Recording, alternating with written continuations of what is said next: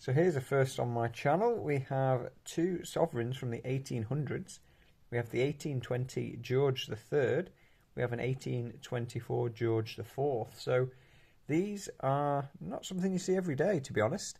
And you might notice they are mounted. So those nice curly bits of metal at the top there are basically soldered onto the coin. Back in the day, I guess this was a popular thing to do. Maybe if they weren't mounted, they wouldn't have survived. They would have been circulated to death and, melted down subsequently. But yeah, I basically bought these for a little bit more of a premium than a normal sovereign, a normal bullion sovereign.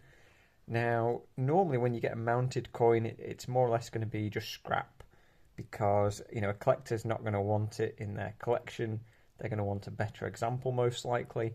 If it's a George or, maybe a Victoria, some of the mounts just clip on, they're not actually like welded, soldered to the coin.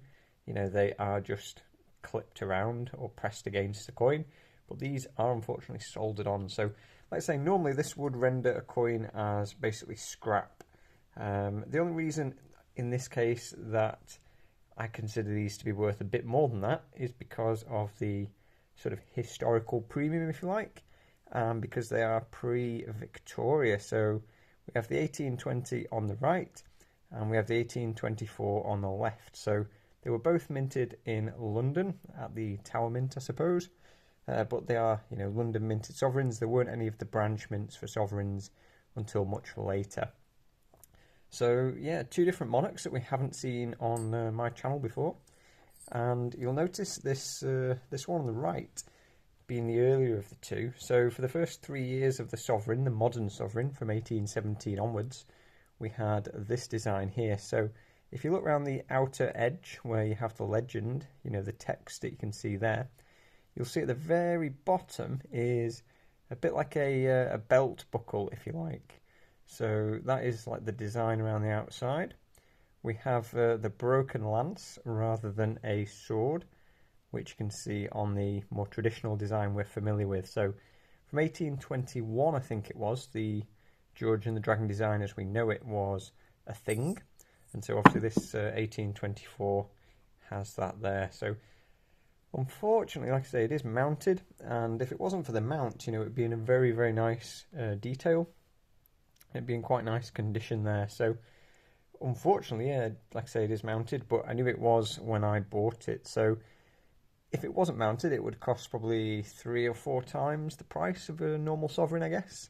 Whereas this costs about a 10% premium. So, I've paid obviously more than scrap. But, for my first foray into the pre-Victorian sovereigns, yeah, I'm happy enough with the purchase. So it is interesting to me just to see the, older coins, the older designs there. And yeah, I suppose at the time I saw these for sale, I thought it was a decent enough price for what I was getting. I obviously would like to buy these coins as non-mounted coins, but that will come at a hefty premium. So, you're looking for a couple of £1,000 for a nice George III, 1817, 1818, or 1820. You tend to see 1817, although it was the first year, you tend to see that a bit more often, and the 1820s probably next. 1819s, you don't see a lot of them around. Not many of those survived. So if you have a look in the Bentley collection, there's some more information there on those. But yeah, the George IV, we have the sort of laurel on the headgear there, no crown. And also a laurel on George III there again, so no crown there either. So for a 200-year-old set of coins, this one is, like I say, the detail on it is fantastic, I think.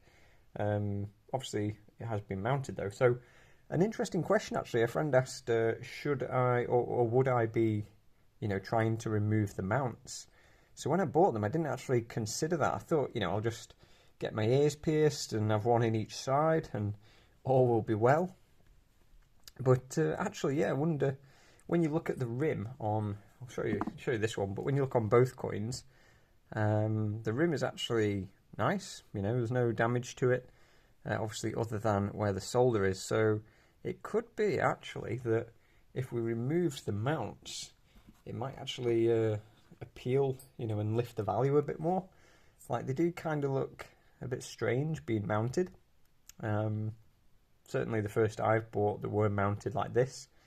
And yeah, I wonder, there'll always be a mounted coin, so you're not going to get a crazy premium unless it's a super rare coin in an amazing condition. People aren't going to pay as much for a mounted coin. So I did see a sovereign for sale, I think it was 1820, and that was around about 3 times the price of a bullion sovereign, because it had traces of an X mount, so it looked quite nice in terms of the detail, but it definitely looked like it had been cleaned quite, what's the word, quite vigorously, should you say, but the detail was all there, and if it weren't for that mounting, it would have been a couple of £1,000 coin. So yeah, whether the value would actually lift a little bit, it would certainly be easier to put them in capsules. I don't intend to, but you know what I mean, it would be easier to put them in capsules if these mounts weren't on. So I'm curious, have you ever tried, or have you ever had a coin that was mounted and you've removed the mounts or got the mounts removed? I imagine a skilled jeweler could do this kind of thing.